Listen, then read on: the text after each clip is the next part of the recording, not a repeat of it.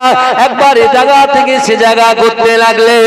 কিন্তু এই যুবকেরা এমন একটা দিনেতে বাবা আদম আলাইহিস সালাতু ওয়াস সালামের অন্তরের ভিতরে, মনের ভিতরে তিনি আল্লাহকে বলতে লাগলেন, আল্লাহ পাক এই জান্নাতের ভিতরে একা একা একা একা আমি আদমকে ভালো লাগছে না। এ যুবকেরা, আমার আল্লাহ হচ্ছে অন্তর্যামী, আমার আল্লাহ হচ্ছে গফুরুর রহিম, আমার আল্লাহ পাক দুনিয়া জমিনে যত বান্দা বান্দি আছে তারা মনে মনে যা ভাবে আমার আল্লাহ পাক সব কিছুই জানে।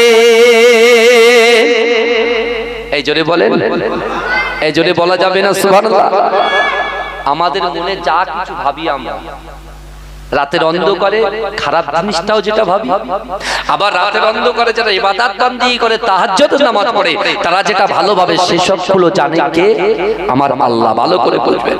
তো এখন বাপ আদম আলাইহিস সালাতু ওয়াস সালামের অন্তরের ভিতরে চাইছে যে জান্নাতে তো একা একজন পুরুষ, জান্নাতে একা একজন পুরুষ, কিন্তু আল্লাহ পাক রব্বুল আলামিন আদম আলাইহিস সালাতু ওয়াস সালাম মনে মনে যেটা চিন্তা করছেন যে আল্লাহ একা একা আর ভালো লাগছে না জান্নাতের ভিতরে, আমাকে একজনের দরকার।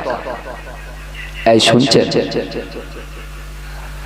আমাকে একজনের দরকার। আল্লাহ বুঝে গেলেন। আল্লাহ পাক ফেরেশতাদেরকে হুকুম করলেন, সহিহ বুখারী শরীফের হাদিস বলছি বাবাজি, আল্লাহ পাক মনের কথা বুঝে আল্লাহ ফেরেশতাদেরকে হুকুম করলেন, রে আমার মালাইকা ফেরেশতারা যাও আমার আদমকে ঘুম পাড়িয়ে দাও। জোরে বলুন না সুবহানাল্লাহ। আদম আলাইহিস সালাতু ওয়াস সালাম ঘুমিয়ে গেলেন, আমাদের আদি পিতা ঘুমিয়ে গেলেন। ঘুমিয়ে যাওয়ার পর আল্লাহ পাক রব্বুল আলামিন আদম আলাইহিস সালাতু ওয়াস সালামের বাম পাজরের হাড় থেকে আমাদের আম্মা জান মা হাওয়া আলাইহিস সালাতু ওয়াস সালামকে সৃষ্টি করলেন। জোরে বলে, তাহলে আমরা মাও পেলাম বাপও পেলাম। জোরে বলবেন না? এই জোরে বলবেন না? তাকবীর দেন, নারে তাকবীর। আজকে সেই বাপ আর মা যদি আল্লাহ পাক সৃষ্টি না করত তাহলে পৃথিবীর জমিনে আমরা এই সব বাবা বাবার পেতাম? এই কথা বলেন না, গোড়ার কথা বলছি। অবশ্যই ভালো করে বোঝার চেষ্টা করেন।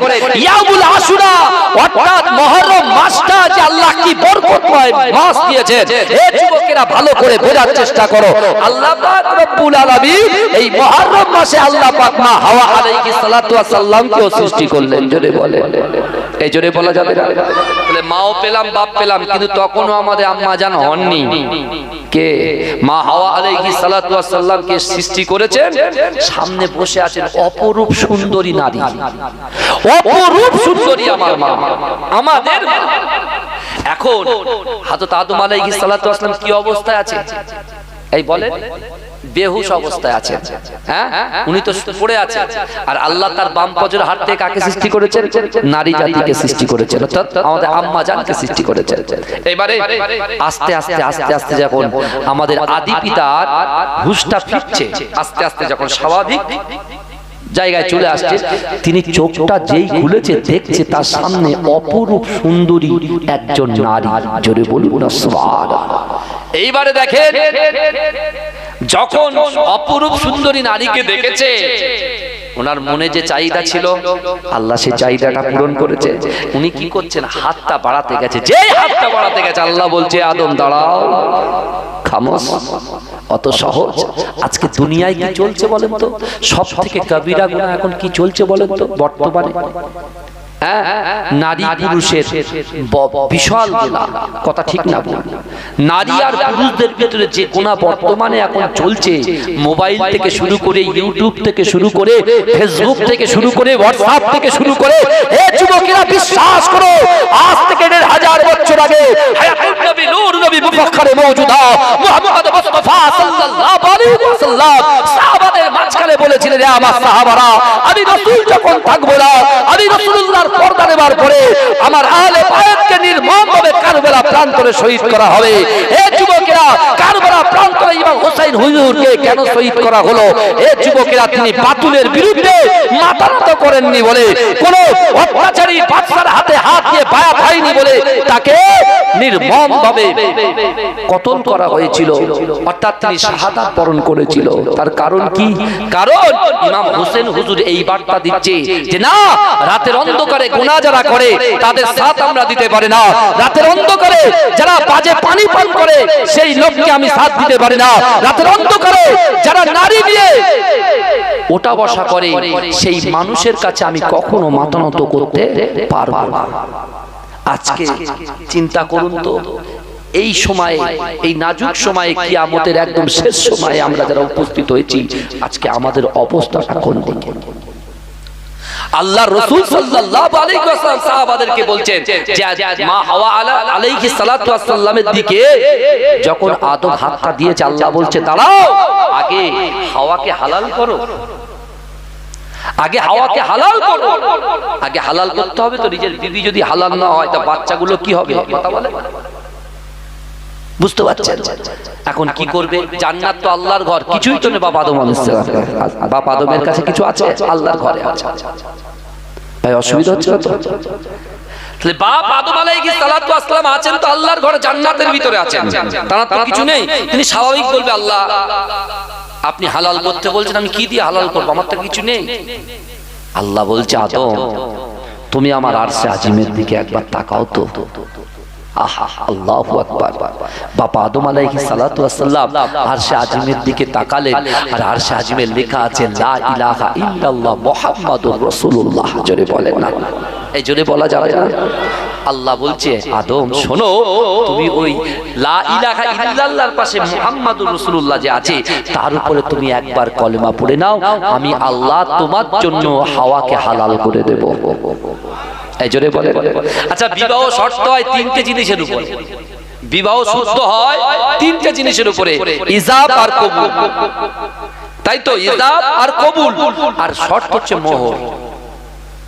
শর্ত কি বলেন? মোহর। আজকে আমার রাসূলুল্লাহ ১৫০০ বছর আগে বলেছিলেন যে যারা আমার আহলে বায়াতকে মহব্বত করলো তারা আমি রাসূলুল্লাহকে মহব্বত করলো, আর যারা আমি রাসূলুল্লাহ যাদেরকে মহব্বত করলাম আল্লাহ তাদেরকে মহব্বত করলো। জোরে বলবেন, এই জোরে বলবেন না? কিন্তু বাপ আদম আলাইহিস সালাতু ওয়াস সালামকে আল্লাহ কি বলেছিল যে তুমি খবরদার কারোর প্ররোচনায় পা দেবে না। শয়তান ইবলিস তিনি কি করলেন? আদমের কাছে কোনো কিছু না খাটাতে পারলো না, পারলো কার কাছে? মা হাওয়ার কাছে গিয়ে। মা হাওয়াকে বলছে, মা হাওয়া আলাইহিস সালাতু ওয়াস সালামের কাছে গিয়ে ইবলিস শয়তান বলছে এ হাওয়া শোনো, আল্লাহ তোমাদেরকে বেশি দিন থাকতে দেবে না জান্নাতে। বলে কেন? এত সুন্দর জায়গা জান্নাত, আল্লাহর ঘর, আল্লাহর জান্নাতে আছে। বলছে না, তোমাদের ওই ফলটা খেতে বারণ করেছে না, কারণ ওই ফলটা যদি তোমরা খাও সারা জীবন জান্নাতে তোমরা থাকতে পারবে। ব্যাস হয়ে গেল। মা হাওয়া আলাইহিস সালাতু ওয়াস সালাম তিনি স্বামীর কাছে গিয়ে বলছে আপনি আমাকে ভালোবাসেন? বলে হ্যাঁ বাসি। বলে আমি যা বলবো তাই শুনবে? বলে হ্যাঁ। বলে তাহলে একটু ফলটা খেয়ে দেখেন, তাহলে মনে করবো আপনি আমাকে ভালোবাসেন। বলছে আল্লাহ তো নিষেধ করেছে। বলে না, খেতেই হবে। তার স্বামীর স্ত্রীর মহাব্বত ভালোবাসা আছে, আমাদের বাড়িতে মহাব্বত আছে তো নাকি? ভালোবাসা আছে তো? একটু লবণ কম হলে রেগে যেতে জানি না তো, এই কথা বলেন না। কিন্তু আমার ভাই জানেরা, হে নবী পাকের উম্মত উম্মতিরা, হে নবী দেওয়ানারা, আমার আল্লাহ পাক রব্বুল আলামিন আদমকে বলেছিল আদম তুমি ওই গন্ধম ফল ভক্ষণ করবে না।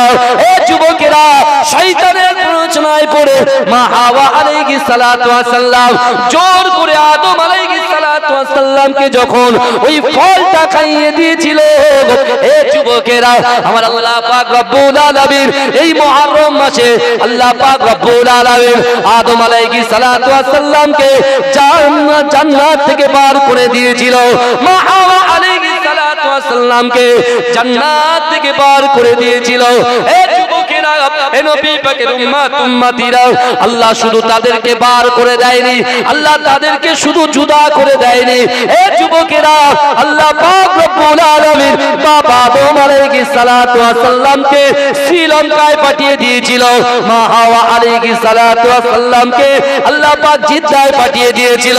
কিন্তু এই যুবকেরা রাতের অন্ধকারে দিনের আলোতে প্রকাশ্যে অপ্রকাশ্যে জাহিরিতে বাতিনিতে আমরা যারা গুনাহ করি, ওই গুনাহ তওবা করার কথা মনে পড়ে না, ওই গুনার কথা চিন্তা করি না, কিয়ামতের কথা চিন্তা করি না, কবরের কথা চিন্তা করি না, হাসরের মাঠের কথা চিন্তা করি না, মিজানের কথা চিন্তা করি না, পুলসিরাতের কথা চিন্তা করি না।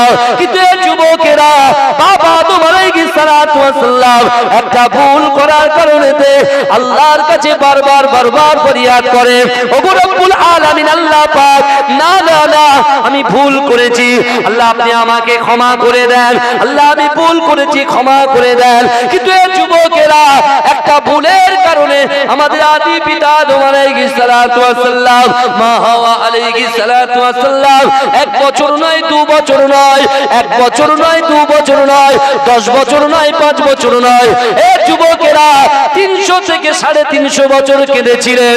এই যুবকেরা 300 থেকে 350 বছর কাঁদার পরে আমার আল্লাহ পাক রব্বুল আলামিন এমন করে এই যুবকেরা, আমার দয়াল নবী রাসূলুল্লাহ বলছেন 300 থেকে 350 বছর কাঁদার পরে আমার আল্লাহ পাকের কাছে তাদের দোয়াটা গ্রহণযোগ্য হলো। অর্থাৎ আল্লাহ পাক রব্বুল আলামিন তাদের ডাকে সাড়া দিয়ে আল্লাহ একটা দোয়া পাঠিয়ে দিলেন, যে দোয়াটা হলো রব্বানা যালামনা আনফুসানা ওয়া ইল্লাম তাগফির লানা ওয়া তারহামনা লানাকুনান্না মিনাল খাসিরিন। এই যুবকেরা একটু ভালো করে বোঝার চেষ্টা করেন, আমার আল্লাহ পাক রব্বুল আলামিন বাবা আদম আলাইহিস সালাতু ওয়াস সালামকে, মা হাওয়া আলাইহিস সালাতু ওয়াস সালাম যে ভুলটা করেছিল ওই ভুলের তওবাটা এই মুহররম মাসের 10 তারিখে আমার আল্লাহ পাক কবুল করে নিয়েছিল। তওবাটাকে আল্লাহ কবুল করে নিয়েছিল, জোরে বলুন। আর জোরে বলা যাবে না? তাদের তওবাটা আল্লাহ কি করেছিল? কবুল করেছিল। তাহলে মুহররম মাসটা হচ্ছে কিসের মাস বলেন তো? তওবা কবুলিয়াতের মাস, জোরে বলুন। এই জোরে বলা যাবে না? কিসের মাস? তওবা কবুলিয়াতের মাস। শুধু তাই নয়, আজকে ভোগালীর মানুষেরা আপনারা বলেন তো, আপনারা চাষবাস করেন তো? এই কথা বলেন না, চাষবাস করেন। তাহলে চাষ করতে গেলে আপনাদের বেশি কিসের প্রয়োজন হয় বলেন তো? বেশি কিসের প্রয়োজন হয়? চাষ করতে গেলে পানির প্রয়োজন হয়। এই ইয়াউমুল আশুরা অর্থাৎ মুহররম মাসে আল্লাহ পাক সর্বপ্রথমে এই পৃথিবীর জমিনে পানি বর্ষণ করেছিলেন। জোরে এই জোরে বলবেন না? শুধু তাই নয়, আমার মায়েরা, ছেলেদের থেকে মায়েরা একটু বেশি রোজা রাখে কি রাখে না? এই কথা বলেন না? আল্লাহর রাসূল সাল্লাল্লাহু আলাইহি ওয়াসাল্লাম যখন মক্কা থেকে মদিনায় হিজরত করলেন, আল্লাহর রাসূল হিজরত করার পরে দেখছেন ইহুদি নাসারারা রোজা রাখছে। কারা রোজা রাখছে? ইহুদিরা রোজা রাখছে, বনি ইসরাইলরা রোজা রাখছে। তা রাসূলুল্লাহ এসে জিজ্ঞাসা করছেন, কি ব্যাপার আপনারা রোজা রাখছেন? বলে আপনি জানেন না নবী মুসা আলাইহিস সালাতু ওয়াস সালামের জামানায় অত্যাচারী রাজা ফিরাউন যখন তার অত্যাচারী বাড়িয়ে দিয়েছিল, প্রখরভাবে যখন বাড়িয়ে ফেলছিল, সেই সময় আমরা মুসার হাত ধরেছিলাম। নবী মুসা আলাইহিস সালাতু ওয়াস সালাম বলছে, চলো ফিরাউনের রাজত্ব থেকে আমরা অন্য জায়গায় চলে যাই। তা তারা বলেছিল যে আমাদের অসুবিধা হবে না, তো বলে না কোনো সমস্যা নেই, তোমাদেরকে পার করে দেবো নীলনদ, চলো। এই বুঝতে পেরেছেন? এখন ওই সময় ফিরাউন কি করছে? তার রাজ দরবারে বসে আছে, আর নবী মুসা আলাইহিস সালাতু ওয়াস সালাম রাতের অন্ধকারে আস্তে আস্তে ওই সকল বনি ইসরাইলের লোকজনকে নিয়ে তিনি পাড়ি দিলেন। কোথায়? অন্য দেশে। এখন যেতে যেতে যেতে হঠাৎ করে কিছু মুনাফিক তো থাকে সব জায়গায়, এই কথা ঠিক না? এই কথা বলে না, কিছু মুনাফিক থাকে না? তা তারা কি করেছে? পিছন দিয়ে রাজ দরবারে গিয়ে ফিরাউনের কাছে গিয়ে বলছে, ফিরাউন তোমার রাজত্ব থেকে তোমার সব প্রজারা পালাচ্ছে। বলে কে আছে? বলে নবী মুসা আছে। বলে শিগগিরই চল। ঢোল পেটাতে পেটাতে কি করছে? ওদের পিছু লেগেছে। এবারে এদিকে নবী মুসা আলাইহিস সালাতু ওয়াস সালাম তার লস্করদেরকে নিয়ে তিনি হাঁটতে হাঁটতে সামনে দেখছেন কি নীলনদ, আর নদী কি করে সাঁতরাবে? এই বলেন না, দিঘায় গিয়েছে অনেক ছেলে, এখন দিঘার সমুদ্র থেকে এপার থেকে ওপার যেতে পারবে? পারবে না। কি করবে? উপায় কি? এইবারে তার উম্মতেরা বলছে যে ফালতু বাড়িতে ছিলাম, ভালোই ছিলাম, ফিরাউন যা কিছু করছিল ভালোই ছিল, এবার যা করেছিল তো পিষে মেরে ফেলবে, আমাদের যে কোনো মুহূর্তে হত্যা করবে, পিস পিস করে দেবে। এখন কি হবে? সেই সময় কিন্তু নবী মুসা আলাইহিস সালাতু ওয়াস সালাম বলেছিল, তোমরা ঘাবড়ো না, আমাদের সাথে আমার আল্লাহ আছে। জোরে বলে। এই আমাদের সাথে কি আছে বলেন তো? আমরা গুনাহগার, তারপরেও আল্লাহ আমাদের সাথে আছে। আপনি দেখবেন, দলিল দেব, আল্লাহ বলছে বান্দা বিসমিল্লাহির রহমানির রহিম ওয়া হুয়া মাকুম আইনামা কুনতুম। আল্লাহ বলছে ও বান্দা তোমরা যেখানে আমি আল্লাহ সেখানে। জোরে বলে। এই জোরে বলবেন না? আমার মায়েরা বসে আছে না, আমার মায়েরা যেখানে আমার আল্লাহ সেখানে। জোরে বলুন না সুবহানাল্লাহ। আপনারা যেখানে বসে আছেন আছে না আমার আল্লাহ সেখানে আমার আল্লাহ বলছে বান্দা বিসমিল্লাহির রহমানির রহিম নাহনু আকরাবু ইলাইহি মিন হাবলিল ওয়ারিদ আল্লাহ বলছেন বান্দা তোমাদের ঘাড়ের শিরা উপশিরা থেকে অতি নিকটবর্তী আমি আল্লাহ তোমাদের সাথে থাকি জোরে বলুন সুবহানাল্লাহ এই জোরে বলা যাবে না রাসূলুল্লাহকে বনি ইসরাঈলরা বলছে ইহুদি নাসারা বলছে যে এই জন্য যখন নবী মুসা আলাইহিস সালাতু ওয়াস সালাম তিনি বলে আল্লাহ সাথে আছে আমার কাছে একটা লাঠি ছিল লাঠিটা যেই ফেলেছে আল্লাহ 12টা রাস্তা বার করে দিয়েছে জোরে বলুন যেদিন 12টা রাস্তা আল্লাহ বার করে দিয়েছিলেন অর্থাৎ আমরা হেঁটে হেঁটে পার হয়ে গিয়েছিলাম সেদিনটাই হলো এই মুহররম মাসের দিন জোরে বলুন না সুবহানাল্লাহ এই জোরে বলবেন না এই জোরে বলা যাবে না এবারে কি হলো অত্যাচারী রাজা ফেরাউন কি হলো ফেরাউন যখন দেখছে সে এসে তার বিশেষ করে পশু পাখিরা মানুষ আর কি আজাব হলে বুঝতে পারে তো যখন কোনো বিপদ আসে পশু পাখিরা বুঝতে পারে তো বাবা যেটা বলেন না পশু পাখিরা বুঝতে পারে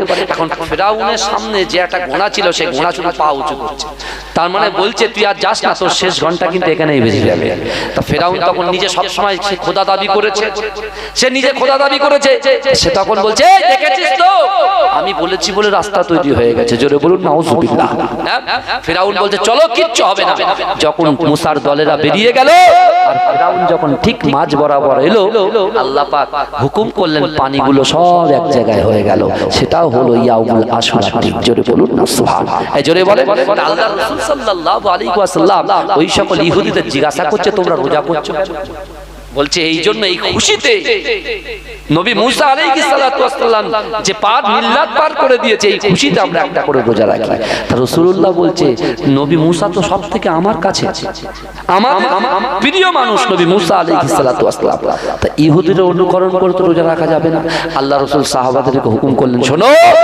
নবী মুসা হচ্ছে আমাদের কাছে তাই আমি রাসূলুল্লাহ তোমাদের হুকুম করলাম তো ওরা যেমন একটা রোজা করছে আমরা একটা রোজা করব না আমরা আর একটা ডবল রোজা করব অর্থাৎ কেউ যদি করে 9 10 বা 10 11 জোরে বলুন না সুবহানাল্লাহ আমার ভাইজানেরা এ নবী পাকের উম্মতিরা এ নবী দেওয়ারা বিশ্ব নবী রাসূলুল্লাহ সাল্লাল্লাহু আলাইহি ওয়াসাল্লাম সাহাবাদের মাঝখানে ঘোষণা দিয়েছিলেন এ আমার সাহাবারা মুহররম মাসে যে সকল উম্মতিরা দুটো করে রোজা রাখবে এই দুটো করে রোজা রাখার জন্য আমার আল্লাহ পাক বিগত 1 বছরের গুনাহটা আমার আল্লাহ পাক ধুয়ে মুছে সাফ করে দেবে এ যুবকেরা এ নবী পাকের উম্মতিরা শুধু তাই নয় এই মুহররম মাসের 10 তারিখে আমার আল্লাহ পাক রব্বুল আলামিন আসমান জমিন সব কিছু যেমন সৃষ্টি করেছে এ যুবকেরা মাছের পেটে ইউনুস নবীকে যখন মাছ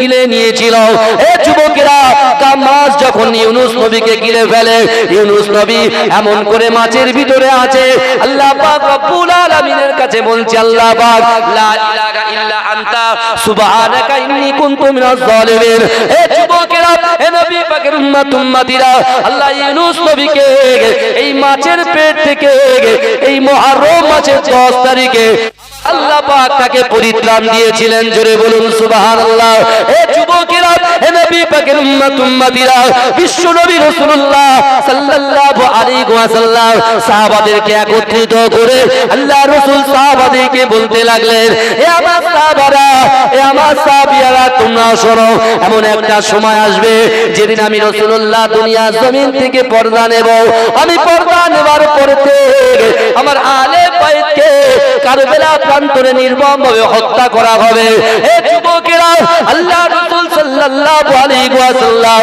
ওই সময় সাহাবাদেরকে বলেছিল এ আমার সাহাবারা আমি রাসূলুল্লাহ তোমাদেরকে জানিয়ে দিলাম না না না আমার ইমাম হোসেনকে শহীদ করা হবে আমার হাসানকে বিস্মান করিয়ে মারা হবে না না না এ আমার সাহাবারা শোনো শোনো যারা আমার হাসানকে মুহাব্বত করলো যারা আমার হুসাইনকে মুহাব্বত করলো আমি রাসূলুল্লাহকে তারা মুহাব্বত করলো আর আমি রাসূলুল্লাহকে যারা মুহাব্বত করলো আমার আল্লাহ পাক তাদের উপরে খুশি হয়ে গেল এই জোরে বলবেন না সুবহানাল্লাহ চিৎকার দিয়ে বলা যাবে না ভাইজান একটা জিনিস শুনেন নবী নূহ আলাইহিস সালাতু ওয়াস সালাম তিনি জোড়ায় জোড়ায় প্লাবনের আগে জোড়ায় জোড়ায় সব তুলেছিল না হ্যাঁ নবী নূহ আলাইহিস সালাতু ওয়াস সালামের কিস্তিতে যখন যারা উঠেছিল সবাই বেঁচে গেছিল তো এই কথা যদি পাহাড়ে আল্লাহ পাক নৌকাটাকে রেখেছিলেন না? কিন্তু আমার ভাইরা ভালো করে বোঝেন, রাসূলুল্লাহর আহলে বায়ত হচ্ছে নূহ আলাইহিস সালাতু ওয়াস সালামের কিস্তির মতো। বুঝতে পারছেন? উলামায়ে দ্বীনরা বলছে যে রাসূলুল্লাহর আহলে বায়ত যারা, তারা হচ্ছেন নূহ আলাইহিস সালাতু ওয়াস সালামের কিস্তির মতো। যারা উঠে পড়বে, যারা মহব্বত করবে, তারা পার পেয়ে যাবে। জোরে বলুন আচ্ছা। এই জোরে বলা যাবে না, এই জোরে বলা যাবে না। আল্লাহ রাসূল সাল্লাল্লাহু আলাইহি ওয়াসাল্লাম ইমাম হোসেন হুজুরকে খুব মহব্বত করতেন। কারণ কি জানেন? আল্লাহর রাসূল যখনই নামাজ আদায় করতেন, নামাজের